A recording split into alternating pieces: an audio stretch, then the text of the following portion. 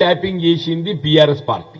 BRS పార్టీని రక్షించడానికి BJP ఏదైతుందో ఈ కొత్త డ్రామా తెరపైకి పట్టుకొచ్చింది.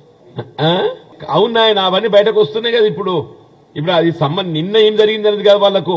ఇవాళ ఏం జరగాలి, ఇవాళ ఏదైతుందో వాళ్ళు బీఆర్ఎస్ మిత్రపక్షం అయిపోయింది. వాళ్ళకి ఇవాళ బీఆర్ఎస్ మిత్రపక్షం అయిపోయింది. ఆ బీఆర్ఎస్ ఏ విధంగా రక్షించుకోవాలి, రక్షించుకొని ఏదైతుందో కాంగ్రెస్ ను ఎదుర్కోవడానికి ఏదైతుందో ఆ నెరవును ఎవరికి సాధ్యం కాదు. కాంగ్రెస్ ను ఎదుర్కోవటం వ్యక్తిగతంగా సింగిల్ పార్టీగా బీజేపీకి సాధ్యం కాదు, బీఆర్ఎస్ సాధ్యం కాదు.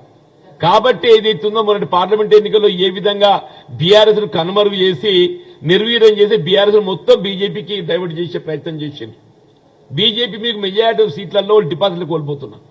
Out of 17 contested parliamentary constituencies, BRS is going to lose deposit in almost more than 10 parliamentary segments.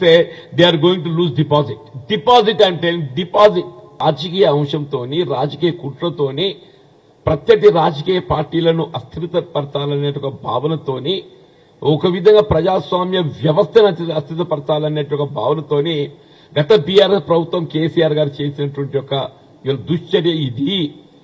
ఇవాళ రాధాకిషన్ రావు గారు ఏదైతే ఆయన కన్ఫరెన్స్ స్టేట్మెంట్ లో ఇవన్నీ కూడా పేర్కొన్నాడు. ఇవన్నీ కూడా వెలుగులోకి వచ్చినాయి. ఈ వాస్తవాలు వెలుగులోకి వచ్చినాయి. బీజేపీ ఎందుకు భుజాలు తడుపుకుంటుందో అర్థం కావటం లేదు. బీజేపీ ఎందుకు భుజాలు తడుపుకుంటుందో అర్థం కావటం లేదు. ఎందుకు కేసీఆర్ నీ మిత్రపక్షం ఎందుకు భుజాలు తడుపుకుంటున్నావు? నువ్వు ఎందుకు భుజాలు తడుపుకుంటున్నావు? ఇవాళ 6 మాసాలైంది రేవంత్ రెడ్డి గారు, నిన్ను మేము సూటిగా ప్రశ్నిస్తున్నాం. పదే అనేక సందర్భాలు చెప్పావు. ఈ ఫోన్ ట్యాపింగ్ ఉదంతం వల్లనే నేను సైతం కూడా ఆ రోజు జైలుకి వెళ్లే పరిస్థితి వచ్చిందని చెప్పి, నేను కూడా బాధితుడని చెప్పిన నేను ఈ యొక్క ఈ టిఆర్ఎస్ పార్టీ ప్రజా వ్యతిరేక చర్యలను, వారి యొక్క అవినీతిని రాజీ పడని చెప్పిన నీవు ఇవాళ ఎందుకు ఇవాళ నిమ్మకు నీరెత్తుగా వివరిస్తున్నావు? ఎందుకు ఇవాళ మీ నోరు పెనకటం లేదు?